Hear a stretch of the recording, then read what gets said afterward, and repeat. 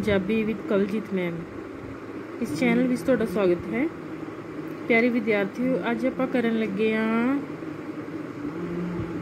मान पंजाबी दा कविता। ठीक है जी, एक कुलवंत सिंह रफीक द्वारा लिखी गई है ते इस विच कवि ने की कहा है, आपां पढ़ते हैं।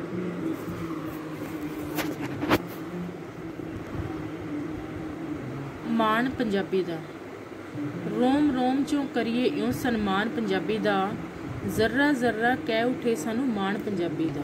ठीक है जी, ये जिहड़ी कविता है ये पंजाबी भाषा पंजाबी बोली बारे समर्पित है। ठीक है जी, इस विच कवि की कहंदा है कि साडे रोम रोम लू लू विचों सानू पंजाबी बोली दा जो है वो सन्मान करना चाहिदा है। जर्रा जर्रा कह उठे सानू मान पंजाबी दा। ठीक है जी, तो साडा जर्रा जर्रा है जो साडे शरीर दा हरेक हिस्सा कण कण लू लू है जो वो सानू अंदरों कह उठे कि सानू अपनी भाषा ते अपनी बोली ते माण है। इस बोली विच मां वर्गी ममता दी बख्शिश है, तपदे हिरदे ठारन वाली ज्यों कोई बारिश है। ये जिहड़ी बोली है पंजाबी, इस विच एक माता अपनी मां वर्गी जो ममता है। ठीक है जी, सानू अपनी मां वर्गी लगदी है ते ये ऐसी ठंडी मिठी बोली है कि यह सारिਆਂ ਦੇ ਹਿਰਦੇ ਠਾਰਦੀ है, जिवें कोई मीह पैंदा होवे। रब्बी उस्तद वांगू है गुणगान पंजाबी दा, जर्रा जर्रा कह उठे सानू मान पंजाबी दा। ठीक है जी, एक रब दी उस्तद है ते असी इस विच ही साडे प्रभु दा परमात्मा दा गुणगान करते हाँ ते सानू अपने कण कण विचों इस दा की है स्वागत करना चाहिए, इसका आदर करना चाहिए है कि असी एक पंजाबी हाँ। गुरुआं दी किरपा पात्र संगी गुरबाणी दी, सूफियां ने भी इसकी खुशबू रज रज माणी सी। साडे गुरु पितावां दी, ठीक है जी, यह एक बहुत वड्डी किरपा पात्र है ते जिहड़ी गुरबाणी है वो भी इसे भाषा विच रची गई गुरुआं द्वारा। ठीक है जी, सूफियां ने भी इसकी खुशबू रज रज माणी सी। जिन्ने भी सूफी कवि होए हन उन्हां ने भी अपने जिहड़ियां रूह नूं वलुंदरन वालियां रचनावां हन वो पंजाबी भाषा विच ही कीतियां हन। भगतां ने भी किता शुकरान पंजाबी दा, जर्रा जर्रा कह उठे सन्मान पंजाबी दा। भी जिन्ने भी संत भगत होए हन, कबीर जी होए, नामदेव जी होए, ठीक है जी, ये सारिਆਂ ने की है पंजाबी विच ही अपनी रचनावां लिखियां ते इसदा शुकराना किता है ते सानू भी अपने कण कण चो इसदा जो है शुकराना करना चाहिए है कि असी एक पंजाबी हैं। पंज दरियावां दी लहरां दी ये तां हाणी है, ताइयों किस्से कारां दी ये दिल दी राणी है। ठीक है जी, जेडे साडे पंज दरिया वगदे हन पंजाब विच, उन्हां दीयां जेड़ियां लहरां हन वो की है, वो भी इसदी गाथा गाउंदियां हन। ताइयों किस्से कारां दी ये दिल दी राणी है ते उन्हां नाल जुड़े हुए बहुत सारे एवें दे किस्से हन जो कि पंजाबी विच लिखे गए हन। पीलू वारिश हासम करन बखान पंजाबी दा। पीलू ने, वारिश शाह ने ते हाशम शाह ने अपनियां रचनावां हीर हीर वारिस, ठीक है जी, इन्होंने यह किस्से लिख लिख के की है अपनी पंजाबी भाषा दा बखान किया है ते सानू अपने लू लू चों इसदा आदर करना चाहिए है कि सानू इसते मान है अफसोस जो इसदी बोली तो रोटी खांदे ने उहियो अपने घरां च इंग्लिश बोली जांदे ने। ना शुक्रे जो नहीं मनदे हसान पंजाबी दा। फिर भी सानू कवि की कहंदा है कि मैनू बहुत अफसोस है कि जो इस पंजाब विच रह के इस पंजाब विच अपनी रोजी रोटी कमाउंदे हन ते घरां विच ओह इंग्लिश बोलदे, अंग्रेजी बोलदे हन। ठीक है जी, वो किन्ने ना शुक्रे हन जो कि इस दा कोई भी एहसान नहीं मनते अपनी पंजाबी दा ते पंजाब दा। ठीक है जी, हर दफ्तर विच इस नूं कदे ना इज्जत मिलती है, इस राणी नूं अपने घर ही जिल्लत मिलती है। कद कुर्सी चों गुंजेगा फरमान पंजाबी दा। हर साडे सारे दफ्तरां सरकारी दफ्तरां विच की है पंजाबी दा निरादर हुंदा है, चाहे उस सदियां तो चलती आई है। ठीक है जी, इस राणी नूं अपने घर ही जिल्लत मिलती है। इसलिए जिल्लत मिलती है क्योंकि अंग्रेजी है जो वो ਮੁੱਢ ਵਿੱਚ ਹੁਣ ਰੱਖੀ ਜਾਣ ਲੱਗ ਗਈ ਹੈ, ਜੋ ਅੰਗਰੇਜ਼ੀ ਭਾਸ਼ਾ ਹੈ। ਠੀਕ ਹੈ ਜੀ। ਤੇ ਜਿਹੜੀ ਪੰਜਾਬੀ ਹੈ ਉਸ ਨੂੰ ਇੰਨੀ ਇੱਜ਼ਤ ਹੁਣ ਨਹੀਂ ਮਿਲਦੀ। ਕਦੋਂ ਕੁਰਸੀ ਚੋਂ ਗੁੰਜੇਗਾ ਫਰਮਾਨ ਪੰਜਾਬੀ ਦਾ? ਮੈਨੂੰ ਇਹ ਆਸ ਹੈ, ਇਹ ਮੈਂ ਸੋਚਦਾ ਹਾਂ ਕਿ ਕਦੋਂ ਜਿਹੜੀ ਦਫ਼ਤਰਾਂ ਵਿੱਚੋਂ ਪੰਜਾਬੀ ਹੈ ਜਿਹੜੀ ਉਹ ਦੁਬਾਰਾ ਫੇਰ ਤੋਂ ਲਾਗੂ ਹੋ ਜਾਵੇਗੀ ਤੇ ਸਾਰਾ ਕੰਮ ਹੈ ਜੋ ਉਸੇ ਭਾਸ਼ਾ ਵਿੱਚ ਹੀ ਹੋਏਗਾ। ਤੇ ਮੇਰਾ ਜਿਹੜਾ ਕਣ ਕਣ ਹੈ ਲੂ ਲੂ ਇਹੀ ਕਹਿੰਦਾ ਹੈ ਕਿ ਮੈਨੂੰ ਪੰਜਾਬੀ ਹੋਣ ਤੇ ਮਾਣ ਹੈ। ਬੇਗਾਨੀ ਅੰਗਰੇਜ਼ੀ ਨੂੰ ਅਸੀਂ ਜੱਫੀਆਂ ਪਾਉਂਦੇ ਹਾਂ, ਹਿੰਦੀ ਮਾਸੀ ਨੂੰ ਵੀ ਚੁੱਕ ਚੁੱਕ ਸੀਸ ਨਿਵਾਉਂਦੇ ਹਾਂ। ਜਿਹੜੀ ਅੰਗਰੇਜ਼ੀ ਭਾਸ਼ਾ ਹੈ ਉਹ ਬਾਹਰਲੇ ਦੇਸ਼ਾਂ ਦੀ ਹੈ, ਉਹ ਸਾਡੀ ਭਾਸ਼ਾ ਨਹੀਂ ਹੈ ਤੇ ਉਸ ਨੂੰ ਅਸੀਂ ਬਹੁਤ ਜ਼ਿਆਦਾ ਪਿਆਰ ਕਰਦੇ ਹਾਂ। ਤੇ ਹਿੰਦੀ ਨੂੰ ਵੀ ਅਸੀਂ ਬਹੁਤ ਪਿਆਰ ਕਰਦੇ ਹਾਂ, ਉਸ ਨੂੰ ਅਸੀਂ ਆਪਣੀ ਮਾਸੀ ਸਮਝਦੇ ਹਾਂ। ਠੀਕ ਹੈ ਜੀ।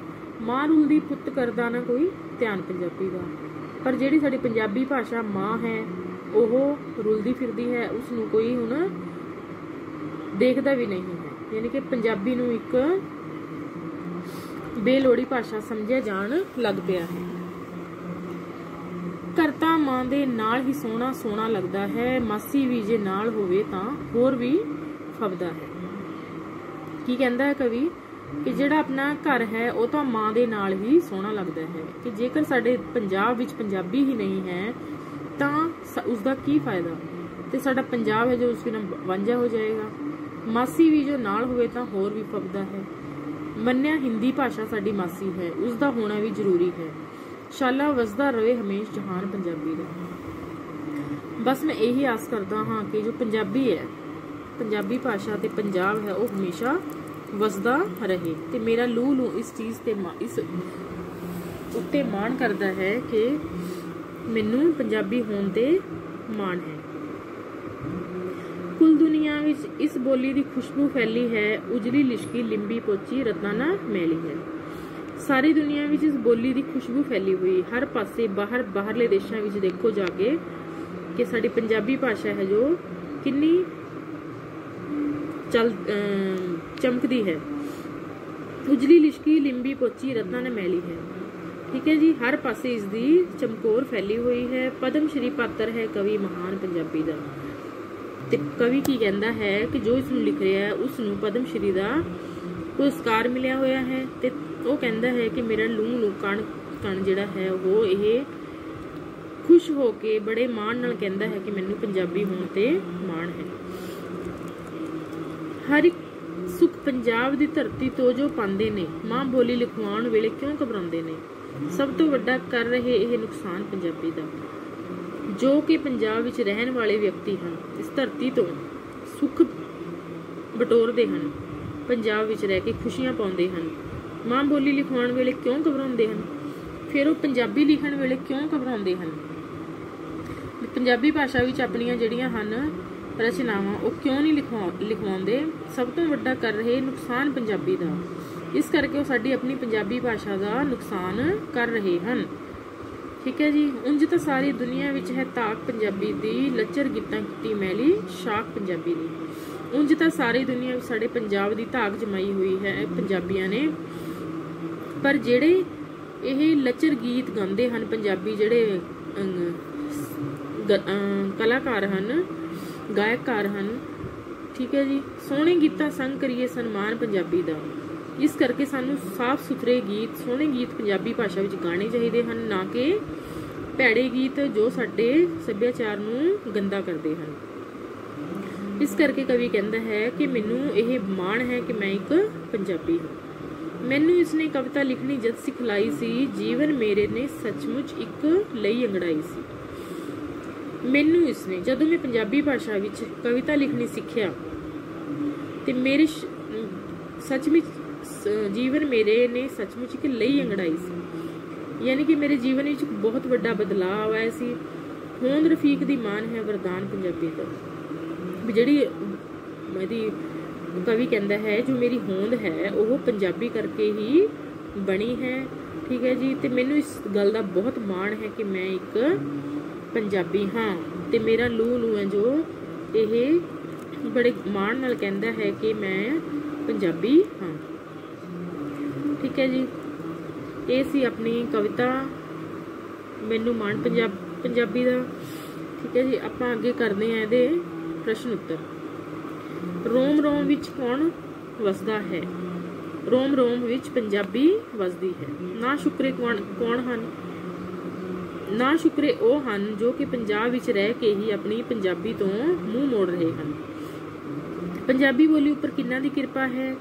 पंजाबी बोली उपर गुरुआं ते सूफी संतां सूफी कवियां दी किरपा है। मासी किसनूं कहा गया है? मासी हिंदी भाषा नूं कहा गया है। पंजाबी दुनिया में शाख क्यों मैली हो रही है? क्योंकि जो अजकल पंजाबी कलाकार हैं वो लचर गीतां नूं पंजाबी भाषा विच गा के उसकी शाख नूं मैली कर रहे हैं। ठीक है जी। ते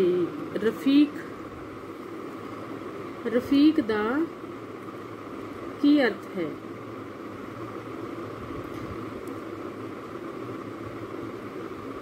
ये तुसी इहदे विचों पढ़ सकते हो। रफीक दा अर्थ हुंदा है दोस्त या हम ख्याल। ठीक है जी। अगे है क्वेश्चन तुहाडा, किस दे फरमान नाल पंजाबी दी कदर पै सकदी है? किस दे फरमान नाल? ठीक है जी। ये की कहंदा है इस विच कवि, जे असीं अपनी पंजाबी नूं चारे पासे फैला दिए। ठीक है जी। ते पंजाबी भाषा विच ही अपनी रचनावां लिखनियां शुरू कर दईए। ठीक है जी। ते ਜਿਹੜੇ ਸਾਡੇ सरकारी दफ्तर हैं उन्हां विच ही पंजाबी भाषा वरती जान लग जाए ਤਾਂ ਕੀ है इस पंजाबी भाषा नूं दी कदर पै सकती है। ठीक है जी। पंजाबी बोली किस दी हानी है? पंजाबी बोली किस दी हानी है? पंजाबी गुरुआं पीरां पंज दरियावां दी हानी है। ठीक है जी। तो ये सी साडा पाठ माण पंजाबी दा। ठीक है जी। वीडियो तुहानूं चंगी लगी होए तो इसनूं लाइक ते शेयर जरूर करना। ठीक है जी। अपने यारां दोस्तां मित्रां नाल भी इसनूं साझा करना। ठीक है जी। धन्नवाद।